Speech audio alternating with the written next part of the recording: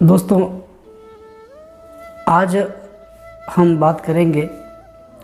पितृदोष और मातृदोष के बारे में कि पितृदोष और मातृदोष होता क्या है और फिर ये कुंडली में, हमारी जन्म कुंडली में क्यों आते हैं।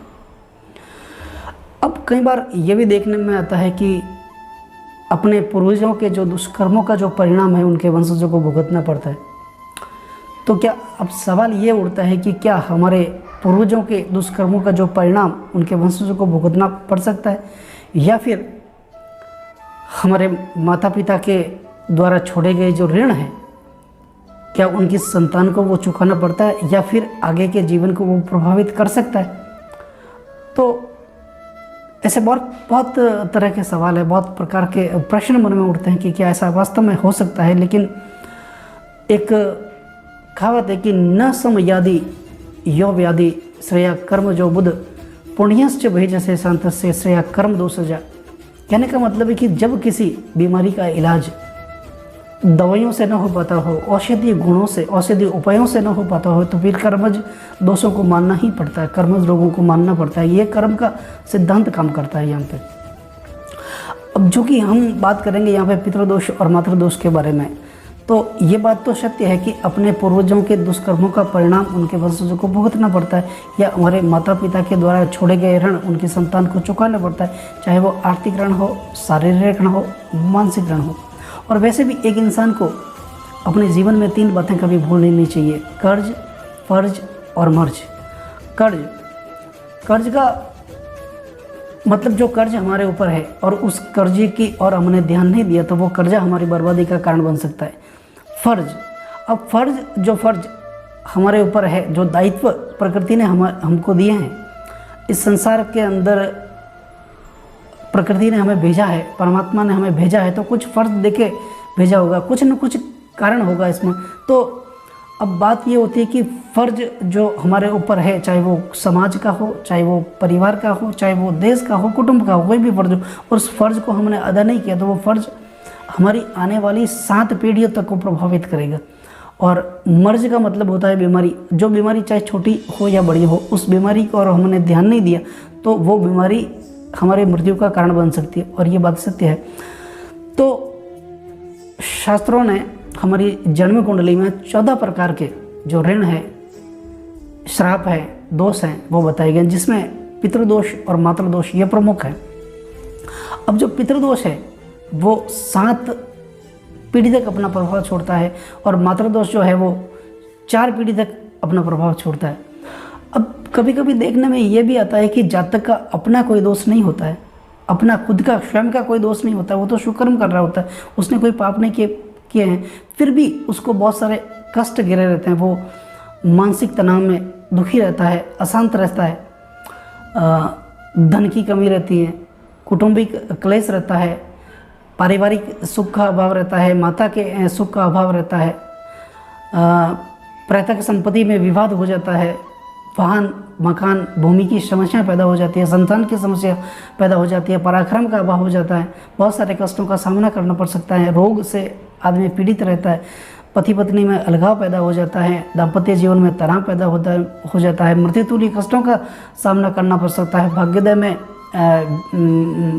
एक तरह का विवाद पैदा हो जाता है, भाग्योदय में रुकावटें पैदा हो जाती है, अपने परिश्रम का फल नहीं मिलता है, और या फिर अपने काम का यश कोई और ले जाता है, व्यर्थ के खर्चे से परेशान रहता है। तो इस प्रकार के बहुत सारे सवाल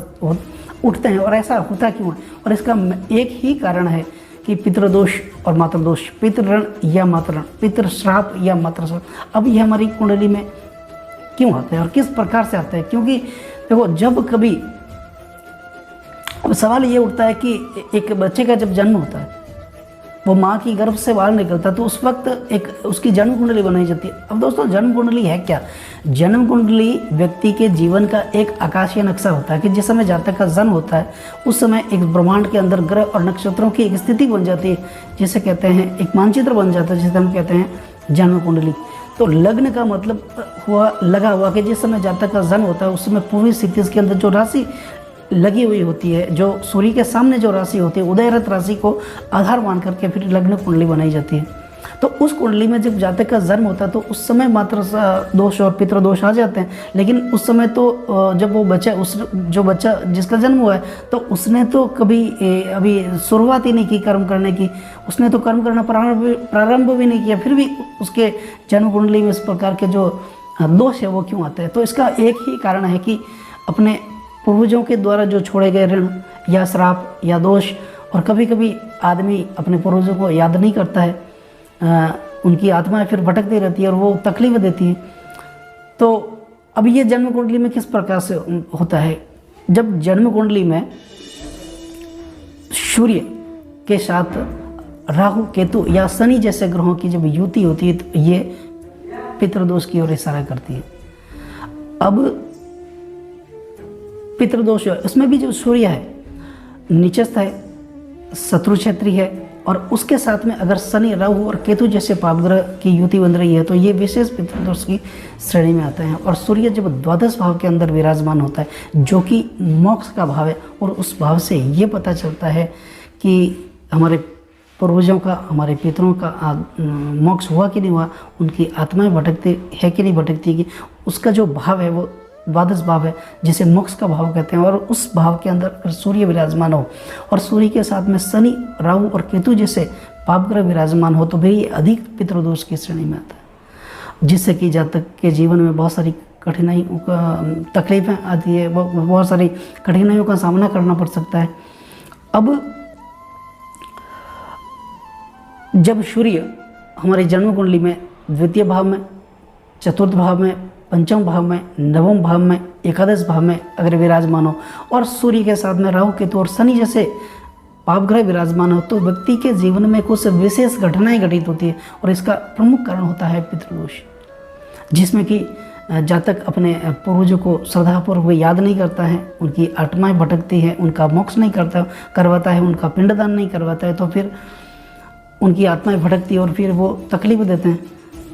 तो ठीक उसी प्रकार से जब जन्म कुंडली में चंद्रमा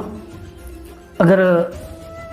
किसी भी भाव में विराजमान हो और चंद्रमा के साथ में शनि राहु और केतु जैसे पापग्रह विराजमान हो तो भी ये मातृदोष की ओर इशारा करती है। और उसमें भी चंद्रमा अगर नीचस्थ हो, शत्रु क्षेत्री हो, पापग्रह से पीड़ित हो, और उस चंद्रमा के साथ अगर शनि राहु और केतु जैसे पापग्रह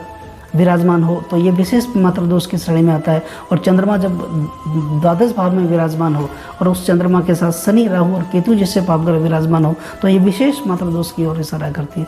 और चंद्रमा अगर द्वादश भाव में हो, द्वितीय भाव में हो, चतुर्थ भाव में हो, पंचम भाव में हो,